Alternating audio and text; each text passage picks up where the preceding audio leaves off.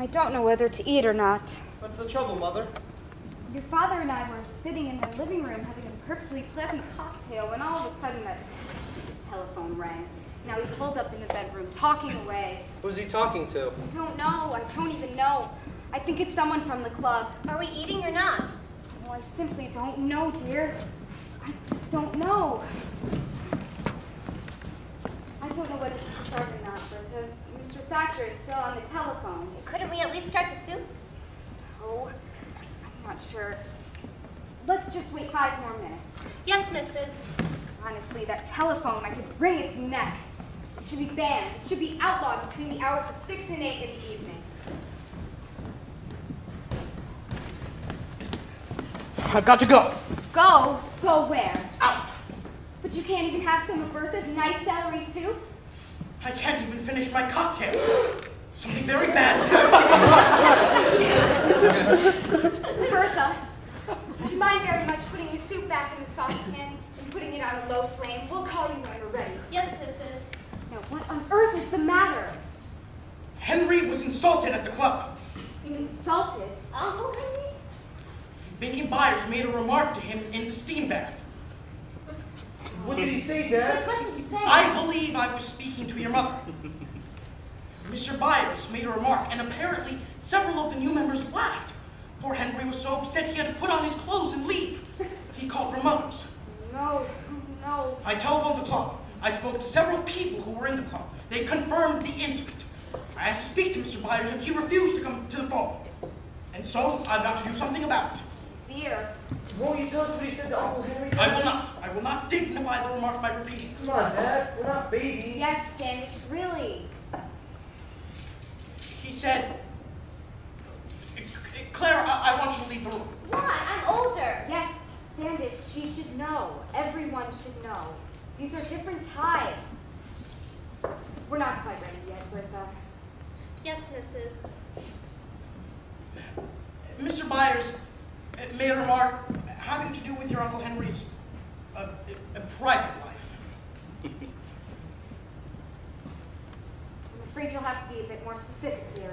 Mr. Byers, who had obviously been drinking since early afternoon, approached Uncle Henry and in very specific terms alluded to his personal relationships. What personal relationships? His associations in the outside world. I don't get it. Charlie, Mr. Byers must have made some unnecessary remarks about your Uncle Henry's bachelor attachments. And Uncle Henry's a fruit? I don't care if he got from God. I will not have it used here. The point is, my own brother was wounded at his club. What can you do? Go down there. To your mother's? To the club. I'll demand a public apology from Binky in front of the entire grill. But if he won't even come to the telephone... I'll have to fight him. Oh, Standish. I have to. Oh, Daddy. I can't let the remark stand. Can I come with you, Dad? No, you may not. I want you home with your mother. Standish, for heaven's sake! No arguments, please. But Binky Byers is half your age and twice your It size. makes no difference. What about your bad shoulder? What about your hernia? It makes no difference whatsoever. I imagine I shall be seriously hurt, but I can't sit idly by. Daddy, please don't go. The lamb will be overdone, Mrs. It's a wonderful lamb, Standish. And now listen to me, all of you. You too, Bertha. There is nothing I'd rather do than sit here with all of you and have some of Bertha's fine celery soup, followed by a leg of lamb and mint sauce and roast potatoes. Am I right about the sauce and potatoes, Bertha? Yes, sir. There is nothing I'd rather do than that, but I have to forego it. My own brother was insulted at this club, and that means that this table, and these chairs, and all of us in it, including you, Bertha, are being treated with scorn. And so if I stayed here, if I sat down, I wouldn't be able to converse, I wouldn't be able to laugh, I wouldn't be able to correct your grammar, David. I wouldn't be able to kiss my handsome wife goodbye. Goodbye, dear. Goodbye, Winston. Goodbye, Daddy. Goodbye, David. So long, Dad. Good luck. Goodbye. Goodbye, sir. God bless you. Thank you very much indeed.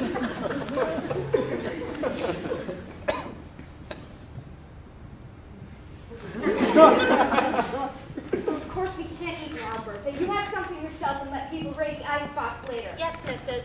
And the children can have lamb hash on Saturday. Yes, Mrs. David, you and I will drive down to the club and wait in the visitors' lounge. Okay. So get a book. Get a good book. Get Ivanhoe. We may be quite a while. Okay, Mother. Claire, I want you to stay here and hold the fort. All right, Mother. Get on the phone to Dr. Russell. I don't care whether he's eating dinner or in the operating room. Tell him to be at the club to give your father first aid. All right, Mother. And then study your French. Oui, oui. Mother. What, for heaven's sake? Is it true about Uncle Henry? Babies. You don't say it to him, and you don't say it at the club, and you don't say it within a 10-mile radius of your father. Now, goodbye.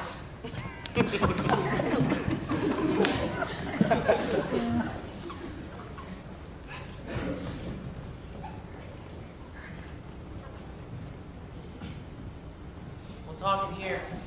Nobody comes near a dining room anymore. The thought of sitting down with a number of intelligent, attractive people to enjoy good food, well cooked and properly served, that apparently doesn't occur to people anymore. Nowadays, people eat in kitchens or living rooms, balancing their plates like jugglers. Soon they'll be eating in bathrooms. Well, why not simplify the process considerably? Sit down somewhere, Pop. Fine. I'll sit here. We can look out. There's a purple finch. Comes to the theater every evening.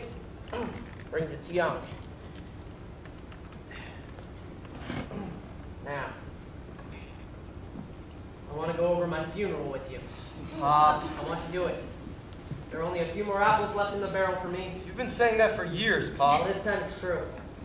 You're my eldest son. I can't do it with anyone else. Your mother starts to cry. Your sister gets distracted, and your brother isn't here. So concentrate, please, on my funeral. All right, Pop. Now, here is my obituary. I dictated it to Miss Kovac down at the office. I read it over thoroughly, and it's what I want. It's thorough without being self-congratulatory. I mentioned my business career, civic commitments, and, of course, my family. I even mentioned my recreational life. I give my lowest score in golf, way to the sailfish I caught off the keys. The paper will want to cut both items, but don't you let them. Okay, Pop. I also want them to print this picture. It was taken when I was elected to chair the Symphony Drive. I'm too young to die, nor so old it won't make any difference. Okay, Pop. Now, I want the service announced at the end of the obituary and to occur 3 days later. This gives people time to postpone their trips, adjust their golf games. And I want it to occur at 3:30 in the afternoon. This gives them time to digest their lunch, doesn't obligate us to feed them dinner. Now, notice I've underlined the word church. Mr. Fayweather might try to squeeze the service into the chapel, but don't you let him. I've lived in this city all my life. I know a great many people. I want everyone to have a seat and feel comfortable. If you see people milling around the door, you go right up to them, you offer them a seat, even if you have to use the folding chairs. Are we clear on that? Yes, Pop. Good. Now, I've listed the following works to be played by Miss Manchester at the organ. There. This Bach, this Handel, this Schubert. All lively, you'll notice, nothing gloomy, nothing grim. I want the funeral to start promptly with a good, rousing hymn, Onward, Christian soldiers, and then Fayweather might get up and make some brief, underlined brief remarks about my life and works. Do you plan to get up and speak, by the way? Me? You. You plan to say anything? Oh, I hadn't thought. Don't if you don't want to. There's nothing more unpleasant than an unwilling or reluctant speaker. On the other hand, if you, as my eldest son, were to get up and make some brief words... Oh, of course I will, Pop. Good. And I'll break in.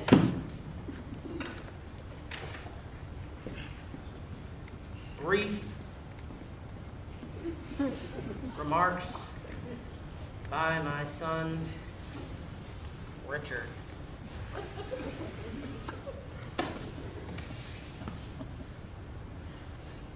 Any idea what you might say? No, Pop. You won't make it sentimental, will you? Brad Hoffmeister's son got up the other day and made some very sentimental remarks about Brad. I didn't like it. I don't think Brad would have I liked it. won't get sentimental, Pop. Good.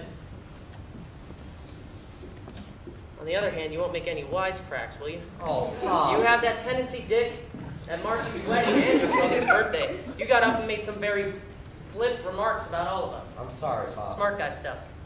Too smart, in my opinion.